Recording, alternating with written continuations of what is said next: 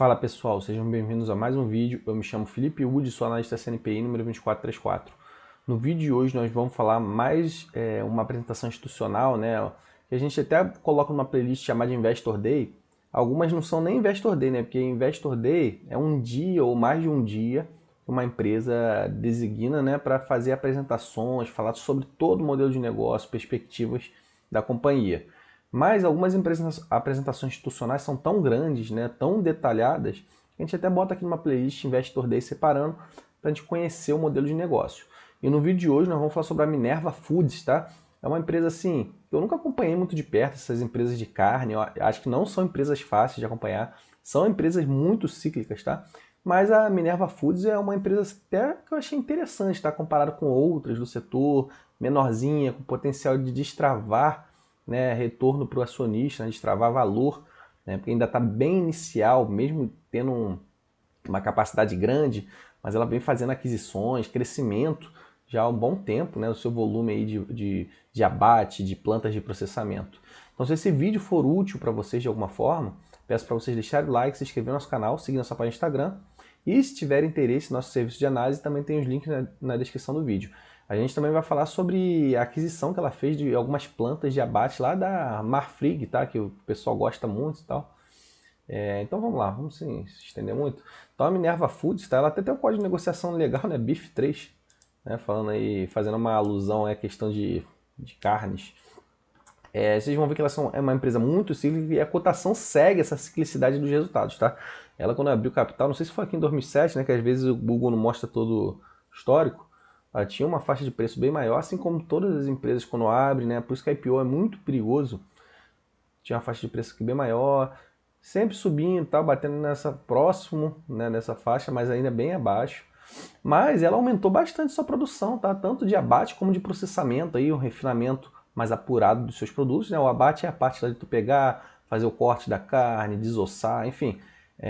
Eu não sou especialista do setor, né? Mas eu estou sempre mencionando isso. A gente não precisa ser especialista, a gente tem que entender o modelo de negócio, entender os diferenciais da empresa, tá? A gente não tem que entrar nos mínimos detalhes, até porque a gente não trabalha dentro da empresa, tá? Enfim, ela tem valor de mercado até baixo, né? Para a quantidade de ativos que ela tem, 5 bi. Apesar de ser uma empresa cíclica, eu achei um pouco interessante. Não é a empresa assim que eu acho mais maravilhosa do mundo e tal.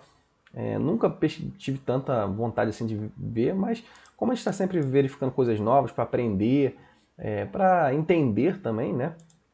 Eu acho que e sempre quanto mais a gente pesquisa, acho que tem até uma frase do Peter Lynch, né? Quanto mais a gente pesquisa ações, mais ações interessantes a gente vai encontrando. Né? Acho que a cada 10 você encontra uma, acho que tem uma frase dessa do Peter Lynch, a cada 100 você encontra duas, uma parada dessa, assim. Então, é sempre interessante estar pesquisando ações novas, tá? Então, a Minerva Foods é uma empresa interessante. Aqui falando da transação, tá? Da Minerva aí com a Marfrig. Então, a Minerva Foods, ela fez a aquisição aí, ó, 16 plantas de abate, tá? Então, é uma aquisição grande, tá? Um problema que a gente vai ver depois mais adiante, e desossa, né, da Marfrig, é a questão do endividamento. Essas empresas rodam com endividamento alto. O mercado acho que bateu um pouquinho na Minerva por conta dessa questão, porque ela vai ter que se alavancar. A Marfrig, a gente fez o Investor Day na Marfrig, tá? Ela tinha um foco muito grande na América do Sul, para grande eficiência. E já parece que a Marfrig já sai tirando aí muitos ativos, ó. 11 no Brasil, 3 no Uruguai, 1 na Argentina, 1 no Chile. Então, esse tipo de comportamento, por exemplo, da Marfrig, eu não gosto muito, né? Porque no Investor Day eles falavam muito de ganho de eficiência operacional na América do Sul e tal. Tem que ver lá, estudar com calma a questão da quantidade de ativos, que às vezes eles tiraram alguns ativos que não estavam dando uma eficiência, que eles não viam perspectiva de melhorar essa eficiência na América do Sul. Mas no Investor Day deles, eles falavam muito, né, de ganhar eficiência operacional na América do Sul. Talvez seja uma posição estratégica de retirar alguns ativos, tá? Então eles pegaram alguns ativos-alvo, a localização e tal. Então aqui focado em bovinos e ovinos, um centro de distribuição também. Minerva também tem essa parte de distribuir, tem a parte de exportação, quantidade de abates, então a gente vê aqui, ó, por dia, quase 13 mil, bovinos, 6.500. Isso é algo que a gente tem que acompanhar essas empresas de commodities, né? Estou sempre batendo nessa tecla, é a capacidade e o custo. O custo de produção da Minerva tende até a ser reduzido ao longo do tempo, né? Mas como que ela vem fazendo muita aquisição, depois a gente vai ver a apresentação institucional aqui, acaba que demora um pouco a ter uma sinergia dessas plantas, né? redução de custo, depende muito também de cenário macro esse setor. Então, assim, a gente vai ver que a Minerva está investindo bastante no aumento da capacidade. A receita líquida é 18 bi de reais e o EBIT é de 1,5, tá?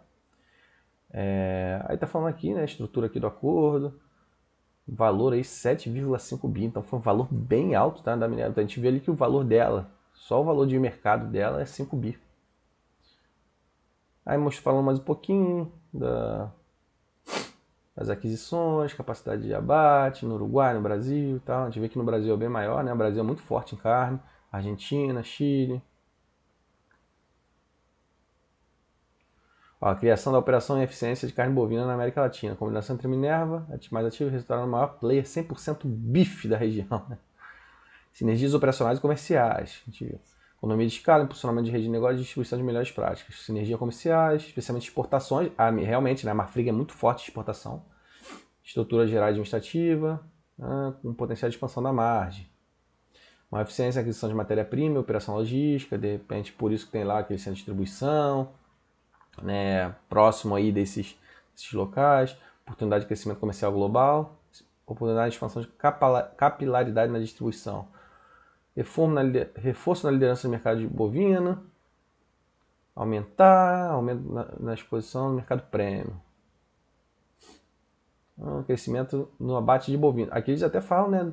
Olha como que a Minerva cresceu de 2016 para 2017. Aí depois ficou flat, questão de abate, né?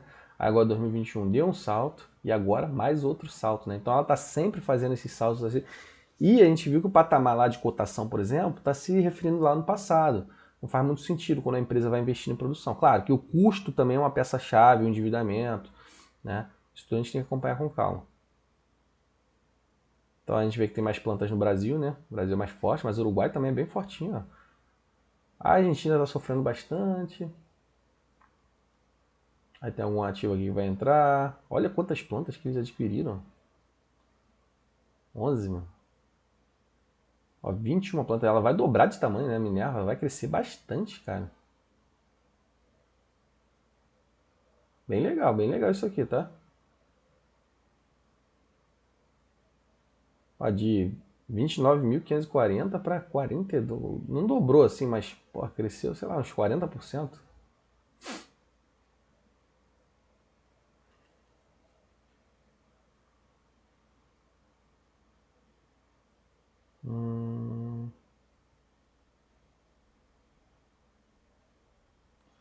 O que é isso aqui embaixo? Hein? Não entendi direito.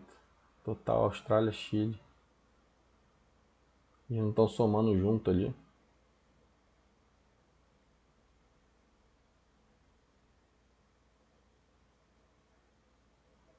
Aqui eles também mostram, né? Nem tinha visto no gráfico. Planta de processamento, planta de abate, né? Vocês vão ver que a de abate é bem maior, né? Que é a parte mais bruta, né, da coisa. E aqui é a parte mais operacional, planta de processamento, né? E aí eles estão focando na parte bruta, para ganho de escala ali. Lá em cima, onde os custos de produção são maiores, né? A gente vai ver, olha só como que a estimativa de crescimento da receita da Minerva, tá? O EBITDA também esperada. Já tem aqui os últimos 12 meses, já está até próximo. Fluxo de caixa também, operacional. A dívida que vai saltar bastante, né?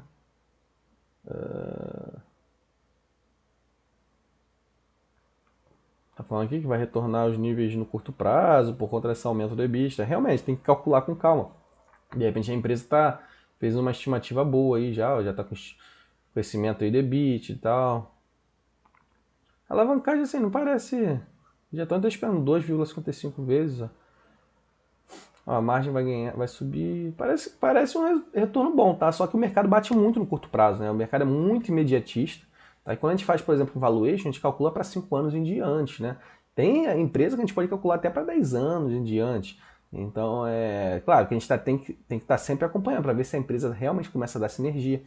No caso da Minerva, a gente está vendo aí que ela já espera um crescimento interessante em 2024, mas as sinergias mesmo, que eles estão botando até aqui pós-sinergias, normalmente, tá? Normalmente começa a acontecer em mais ou menos 3 anos. Não é algo rápido, não.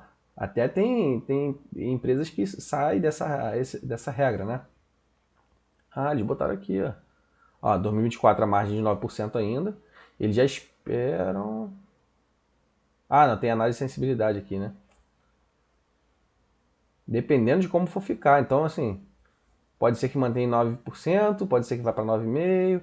Eles esperam que vá para 9,8% já. Tá? Olha como teria crescido o EBITDA, fluxo de caixa livre. Nossa, vai ser um retorno bem grande. A dívida vai estar aqui, mas vai estar numa alavancagem confortável. Até se foi 9 vezes, ó, não é alavancagem absurda não, tá? 2,87 vezes. Parece uma operação bem legal, tá? Operações bovinos bem grande, a eficiência, América Latina. Eles estão pegando um ativo que a Marfrig, por exemplo, não era muito eficiente e eles entendem que eles vão conseguir ter sinergia com as plantas que eles têm, né? Cadê? Aqui eles mostram as plantas, né? Olha, já tinha algumas plantas aqui, ó. 16 novas plantas são essas amarelinhas. Tá? Já tinham plantas aqui próximas, ó. Brasil, aqui no Paraguai também, no Uruguai. Então eles tinham muitas plantas próximas, ó, em outras regiões. Parece fazer sentido. Essa daqui da Argentina parece ser um pouquinho mais longe, né? Aí de repente estava no pacote quando fez a compra, então não tem muito para onde fugir. Parece interessante assim a gente analisando. Diversificação geográfica mesmo, vai ganhar exposição externa, né? Capacidade de abate, sinergia operacional comercial, acesso a mais de 100 países, maior capilaridade, portfólio diversificado de marcas premium, vai entrar novos players, né?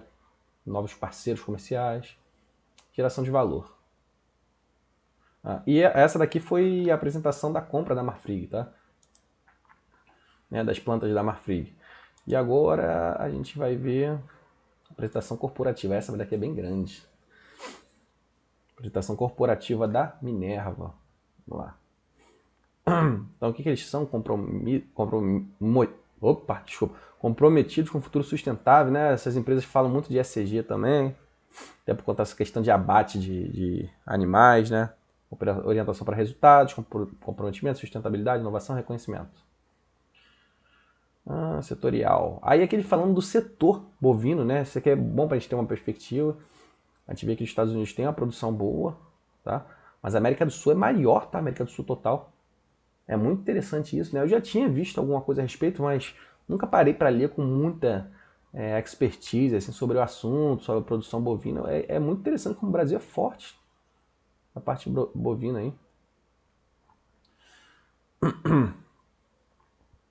A Índia também, né? Questão com quantidade de rebanho, mas a produção da Índia não é tão forte, mas o rebanho mundial deles é grande também.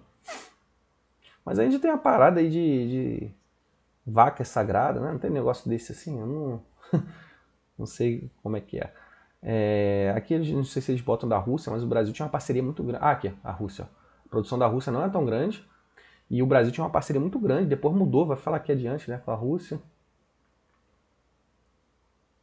Aqui falando mais uma vez, a retração, então a gente vê que o momento para as empresas não é muito favorável, né? Mas isso daí é até um contrassenso, porque para a gente que é pessoa física, a gente não precisa, mais uma vez, pessoal, você não precisa provar retorno para ninguém. Você tem que investir para fazer teu patrimônio crescer.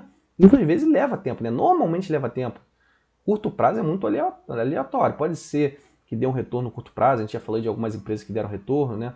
O último vídeo aqui é Marco Polo, tinha feito um vídeo no canal. A Mitre também deu retorno, a Moura, várias empresas que eu fiz vídeo aqui deu um retorno no curto prazo. Agora o mercado está muito em baixa de novo.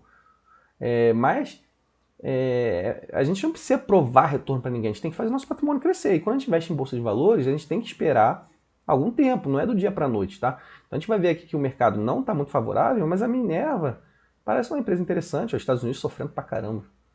Então assim, quando a gente investe nesses cenários mais desfavoráveis e a empresa é uma empresa interessante, tá? Do ponto de vista microeconômico, né? Do ponto de vista da empresa, a gente tem uma possibilidade de ganho muito maior, tá? A gente vai ver que a União Europeia também sofrendo, né? Retração, é um movimento mundial muito, muito ruimzinho. A Rússia está passando essa questão de guerra também. A China é mais curioso de todos, né? As informações dela são muito mascaradas, então às vezes não dá nem para saber o que é verdade e o que é mentira, né? A Austrália também não tá um pouquinho melhor que outras. A única região com expansão, com rebanho em expansão, né? Aqui, Brasil.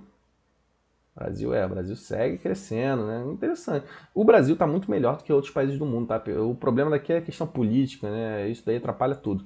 Mas falando assim do agro, rebanho, a gente vê que está muito melhor. O Paraguai também não está mal. Daqui é o tamanho do rebanho, né? A Argentina também, mas assim, a economia da Argentina tá uma porcaria. Colômbia. Até curioso, né? Os países da América do Sul não estão tão mal quanto lá da Europa, de outros lugares do mundo, né? Falando da Austrália, né? Notório crescimento da produção de rebanho, produção estável, expectativa de crescimento da exportação. Parece que está tendo uma retomada no rebanho. Estados Unidos, menor disponibilidade de animais, queda, então os Estados Unidos está sofrendo, redução, aumento no custo de produção, inflação, tá? A inflação lá está bem alta mesmo, tá? Com esse negócio aí de cenário macroeconômico, por isso que o Fed não quer baixar a taxa de juros. Aí tá falando aqui, ó, maior crescente da carne bovina da América do Sul no mercado americano. Ganhar market share. Interessante, tá? Falando mais setorial, nossa, consumo de carne lá na Ásia tá disparando.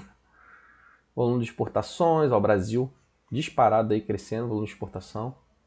Estados Unidos está bem ruimzinho mesmo. Importação, a China importando tudo, China e Hong Kong, China e Hong Kong. Hong Kong é uma cidade à parte, tá? Como se fosse até um país. Evolução da classe média global também. A gente vê que está crescendo, 1 milhão de pessoas. A América do Norte está meio estagnada, né? Até 2030 a projeção deles aí. América do Norte meio estagnada. Essa parte aí de África e Ásia, não sei. A Ásia tá aqui, tá mais escurinho, eu acho. Sei lá, acho que é a Ásia, né, que tá aqui. Projeção para crescer bastante também. Exportações mais concentradas.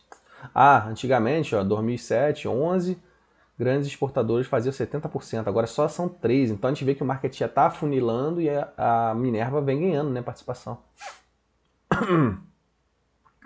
Potencial de abertura de novos mercados, ó, que não importavam tanta carne, maior diversificação das exportações brasileiras. Novos mercados, mais uma vez, outros países aí. Ó, o Brasil representa 24% da exportação de carne global. Atualmente o Brasil serve 70% a 80% da demanda mundial de carne bovina. Então a Minerva tem bastante potencial de destravar valor, né? Ó, como é que era em 2007, ó? A Rússia era um dos principais parceiros, curioso isso, né? E Venezuela também. E olha como que é esquisito, né? Sem entrar no mérito de política nem nada, né? Até porque eu não gosto de político nenhum. Mas, ó, na época aqui do PT, né? Um monte de país de esquerda. E agora? A China também, assim, não é nada de direita, né? Mas olha como sumiu e parece que tá voltando de novo, né? Rússia, Venezuela, esses parceiros e tal. Mas o que a gente tem que focar aqui é o ganho aqui de escala de receita. A gente vê que mudou bastante, né? Crescimento. Um foco bem maior na China. O problema é que isso aqui é uma dependência bem grande, né? Também. As exportadores, olha, América do Sul disparado. 2023. 2012 também estava lá em cima. E o Brasil aqui carregando, né? América do Sul. Brasil é um dos mais relevantes. Devido a mais. E ainda tem potencial. Sua recente habilitação para a China e Indonésia. Composição do abate, né? A gente vê que vacas e novilhas, né? Que seriam filhotinhos e bois. Sempre oscilando aqui nesse percentual próximo, né? É bem cíclico. Essas empresas dependem muito desse preço médio do boi gordo, tá? Então é uma métrica aí, depende de patamares de características externas, né? Preço global e tal. A gente vê que está em alta. Demanda caindo, não, desculpa. Oferta caindo, né? A gente vê a produção de alguns países, a demanda até se mantendo estável e aí o preço fica alto. O que acontece? A Minerva, por exemplo, quando esse preço aqui estiver em alta, a empresa aumentando a produção, né, que ela está investindo, ela tende a capturar uma receita cada vez maior. Quando o preço cair, um momento aí cíclico e tal, a empresa pode sofrer um pouquinho, pode levantar aí essa dívida, pode ficar um pouquinho mais alta, pode ser até o momento de emissão de ações. Não dá muito para a gente adivinhar, tá, esses períodos aqui. Eu acho difícil cair muito esse patamar de preço. Eu acho que vai demorar um pouquinho mais e tal. Mas a gente também não tem que investir em empresa só olhando para cenário macro. Assim, é muito complicado a gente tentar adivinhar. Ninguém quase adivinha, né, esses cenários. Aqui falando de produção de bezerros e abate de fêmeas. que novilha, na verdade, não é nem filhotinho, não. É um tipo de filhote que tem uma carne mais nobre, né? Porque aqui eu falo de bezerro. A gente vê que também se mantém meio estável a produção. Isso aqui no mundo, tá? No mundo não, desculpa, no Brasil. E o abate também, mais ou menos estável. Rebanho brasileiro também não cresceu tanto. Por outro lado, a Minerva tem investido bastante, tá? No abate e no processamento. Ela não, esse proxy aí de produção, claro que influencia ela, mas ela tem mais essas plantas aí, tá? Abate de fêmeas, redução na lucratividade, atividade que cria resultado de aumento na oferta de fêmeas para o abate, criando desequilíbrio no mercado. Aí tá falando um pouquinho aqui do ciclo do gado, né? Queda no preço, aumento no abate, queda no preço do bezerro, queda no preço do gado. Uma coisa vai influenciando na outra, né? A retenção de fêmeas, né? Para não afetar aí novos bovinos, né? Que é muito termo específico, né? Margem da cria, Selic, média anual de margem, nossa senhora. Você tem que ser muito especialista do setor para... E eu acho, né, tá, que isso daí nem influencia tanto a nossa análise, acho que a gente tem que focar mais na empresa. Mas aqui, como a gente está na apresentação institucional, exportação de carne in natura, então a gente vê que 2023 ainda vai ficar mais ou menos em linha com 2022. Claro, muito país está importando menos também, e percentualmente, né? A gente vê também mais ou menos em linha. Mas a gente não vê tendências de queda, tá? Rebanho na América do Sul, também mais ou menos mesmo patamar. E alguns destaques da América do Sul, né? Aumento na exportação mundial, melhores números de crescimento, maior crescimento de volume de receita de exportação, região mais apta e melhora gradual de eficiência no rebanho da América do Sul. Realmente, a Marfrig falava muito disso, tá? Novos mercados, ó, Indonésia, Estados Unidos para carne argentina, então de repente por isso que a Minerva quis entrar lá na Argentina. Mercado japonês para carne uruguaia. Eu não sabia desses aspectos aqui, tá? Então quando a empresa entra nesses mercados aqui, às vezes não é porque, não, quero ficar ganhando no mercado local, quero exportar para um paísinho ali perto, que é parceiro. Não. Eles querem pegar mercados potenciais, tá? Muito interessante, novos mercados. Estados Unidos também parece estar fechando aqui com o Brasil. Inflação de alimentos está pesando realmente, ó, que eles já nem botaram ticket, que seria um X. E maior competitividade, né? Porque são novos mercados. Então também é perigoso aqui. Mais de 90% é criada a pasto, suas características, né? Demonstrando aqui porque a carne bovina aqui na América do Sul tem uma produção melhor, né? Uma estrutura melhor. Uma estrutura de custo competitiva, baixa dependência de grãos e hormônios, né? Por conta dessa questão de pasto, condições climáticas mais amenas, muita mão de obra, vigilância de saúde animal confiável é ótimo, né? A gente sabe aqui que no Brasil nada é confiável, mas também não dá pra gente começar a entrar aí numa anarquia e achar que tudo é horrível e tal. Mas é curioso, né, esses temas, essas pontuações. Matriz de produção sustentável, que fala mais uma vez do médio do preço do gado e desconto dos Estados Unidos, né? Vê aqui que o Brasil está em 4,03, até mais barato que outros, né?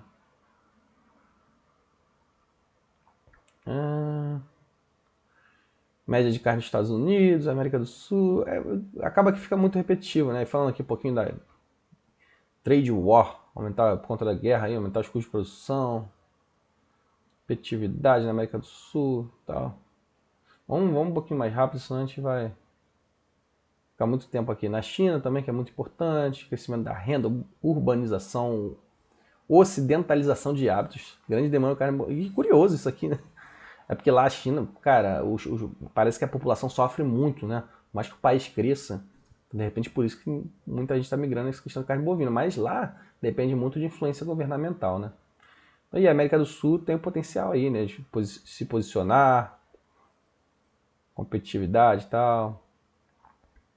China oferece oportunidade para produtores de carne, grande aceitação de carne bovina, baixo consumo, preços domésticos altos. Habilitações de novas plantas brasileiras. Mudança na tributação brasileira sobre exportação de carne bovina. A importação realmente disparou lá na China. O Brasil é o líder, mais uma vez. A Indonésia, 260 milhões de habitantes. Bem grande, né? A quantidade de habitantes aí. Um dos maiores mercados do mundo. Carne halal. Halal, sei lá o que é isso.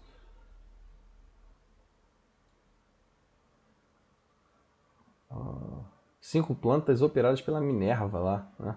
Exportação de carne bovina. Autorização a exportar para a Indonésia, 8.000 cabeças por dia. Então a gente vê aí que tem muito potencial, né, a Minerva nesses setores.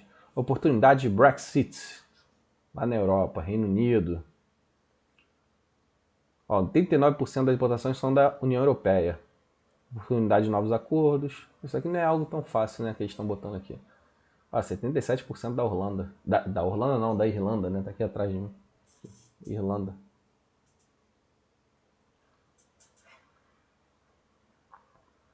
Aqui falando da Minerva, né? Finalmente. Então aqui, cadê? Aquisição da primeira planta de abate, 92, né? Constituição da Minerva. IPO, né? Foi 2007 mesmo. Aquisições 350, aquisição de 70%. Paraguai, 2008 já começaram a internacionalizar. Uruguai, 2011. Paraguai 2012, Uruguai 2014. Colômbia 2015. Aquisição da JBS Mercosul no Paraguai, Uruguai, Argentina, 2017. Operação de distribuição bovina na China, 2018. Já te vê que essa parte aqui da China não é nem tão antiga, né? Bem recente. Aqui falando de SCG, 2021.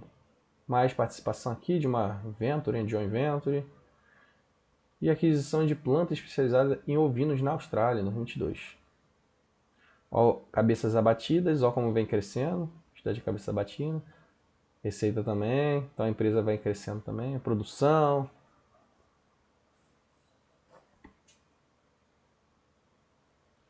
Crescimento consistente, né? A quantidade aí de plantas.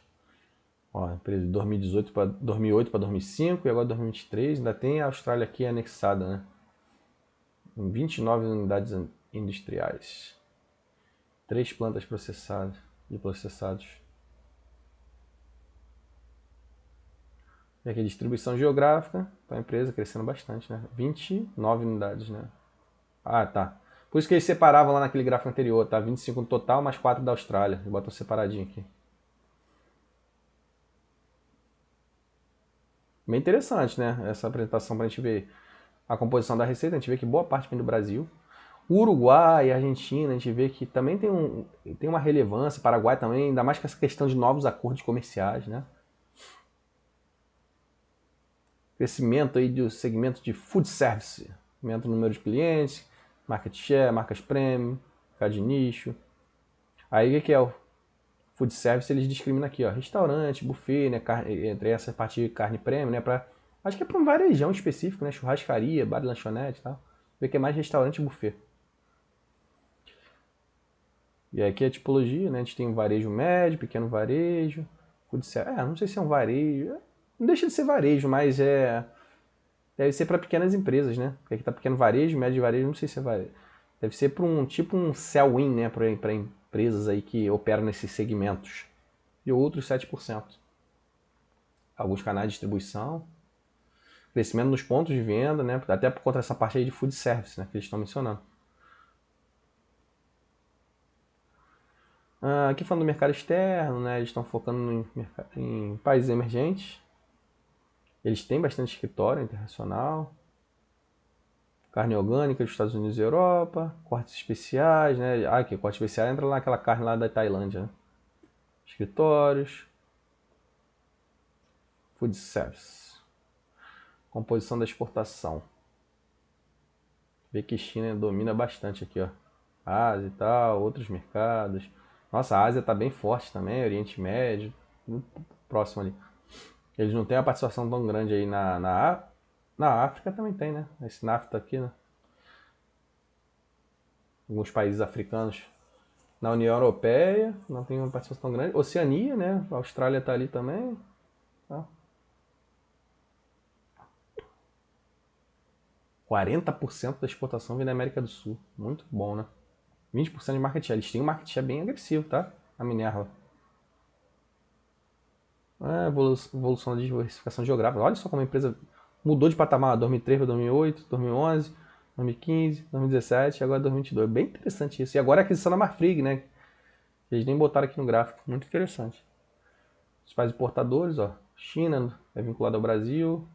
Aí eles têm aqui a questão da sinergia com outros países, por isso que eles fizeram essa diversificação, ó, tem a participação em Japão, que vai vir do Uruguai, ó, a União Europeia vem de todos esses, né? Estados Unidos, Brasil, cadê Tailândia? Até aqui não. Ó, acesso na Indonésia, 6 plantas de abate autorizadas. Caramba, ainda vai entrar isso em operação, né? Lá na Indonésia. Além da questão da exportação. Planta de Janaúba. Não, aqui é para exportação para a Indonésia, né?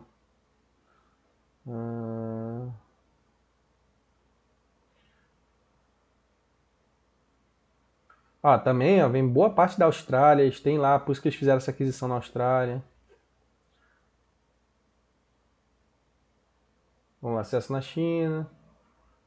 De 2 plantas adicionais.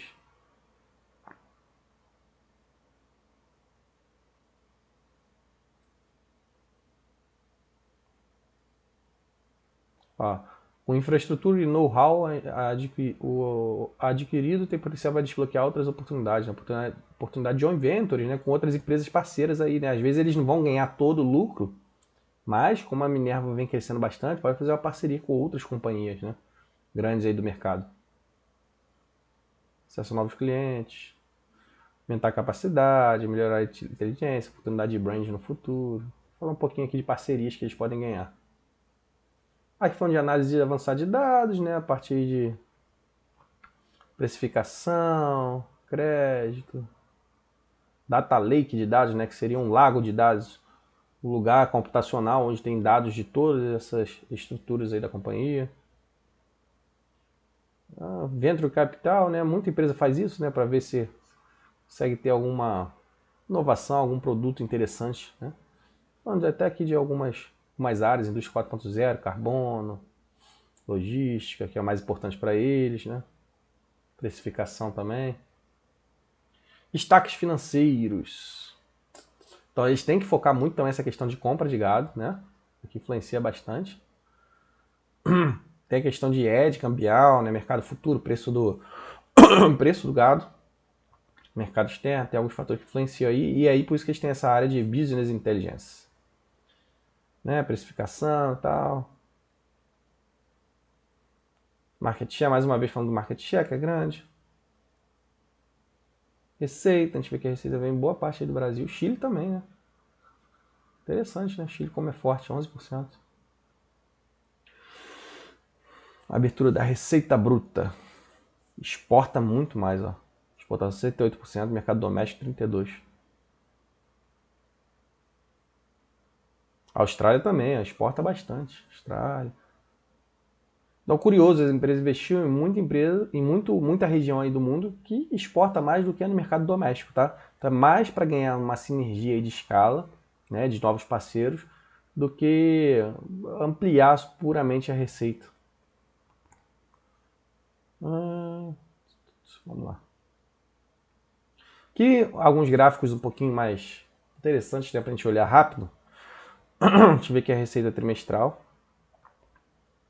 ainda está inferior, né, ao ano passado, mas tem muito fator que influenciou, guerra, cenário macro e tal. Então acaba que impacta muito nessas exportações, importações de outros países e exportações da Minerva. Mas a gente vê que já melhorou frente ao primeiro tri, já melhorou frente ao quarto tri também. Tem que entender que essa empresa é cíclica, né? A gente vê que a margem está muito superior, muito interessante, tá? Essa margem EBITDA trimestral aqui está no patamar superior. E eu acho que tem potencial para crescer mais. E eles botaram ali que no curto prazo vai ficar nesse patamar de 9,8, tá? Então a gente vê que tem um potencial aí para de repente ganhar, né? Receita mais ou menos estável também, anual. E a margem, aqui a margem anual está em 9,2. Nesse trimestre foi um pouquinho melhor. Mas aqui tá os últimos 12 meses, por isso que está em 9,2, né? De repente a empresa vai começar a ganhar em margem. Dívida líquida. Eles têm uma dívidazinha alta, tá? Aqui não está a dívida toda. Aqui a dívida líquida, dívida bruta está aqui, 13,8 bi. Mas eles têm um EBITDA relevante, ó, 2,8. Então fica com uma alavancagem bem tranquila. Em dólar, 2,9. Por que em dólar? Porque a empresa exporta mais do que no mercado doméstico, tá? E aqui a dívida líquida EBITDA em reais, né? 2,7 vezes. Ainda tem um caixa aqui, 6 bi. Essa dívida é uma dívida geralmente alongada, não é uma dívida que vai pressionar muito o capital de giro da empresa. Então, esse caixa consegue suprir bem, né? Essa dívida de curto prazo, essa necessidade de capital de giro. E eles têm aí a questão do geração de caixa operacional também. Então, a empresa dando lucro, tá? Mesmo com essa alavancagemzinha, resultado líquido, resultado líquido. Até aumentou um pouquinho nos últimos 12, nos últimos 12 meses aqui seguro tri, né?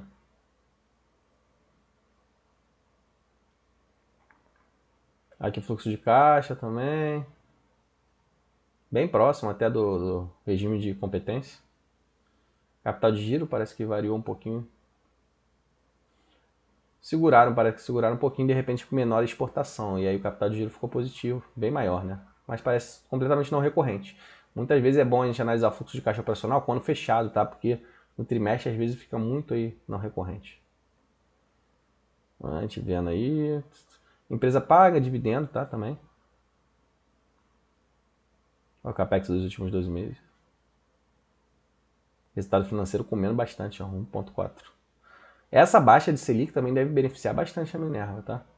Ó, tem também valores de derivativos aqui que não entram no resultado financeiro, mas também a gente vê que come bastante. Tem aquisição. Eles botaram o capex aqui, 678 milhões, mas tem essas aquisições que a empresa está sempre fazendo. O de caixa livre ficou negativo, né?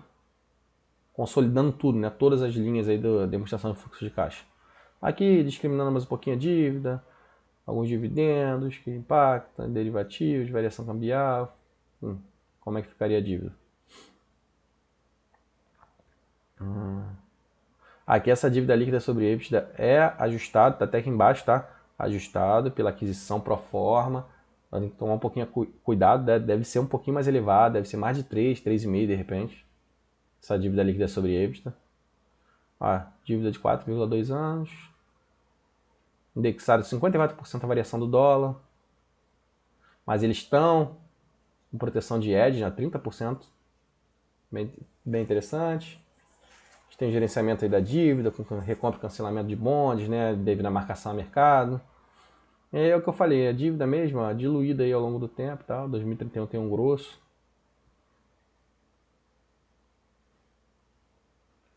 Mais alguns anexos, demanda da China. Isso aqui eu vou pular porque a gente já viu um pouquinho de estrutura acionária. Tem um free float considerável. Tem empresa externa aqui, internacional, com bastante quantidade de ações, holding, caramba. Departamento de compra de gado, fornecedores de gado, aquisição de gado. Então, como é que é o modelo frigorífico, né? Minerva, compra o gado, faz a aquisição, aí bota no curral, depois faz o abate, desossagem, aí envia para o mercado doméstico, envia para exportação. Tem bastante fornecedor, terceirizado. Bem interessante, né? Para entender como é que é esse processo aí.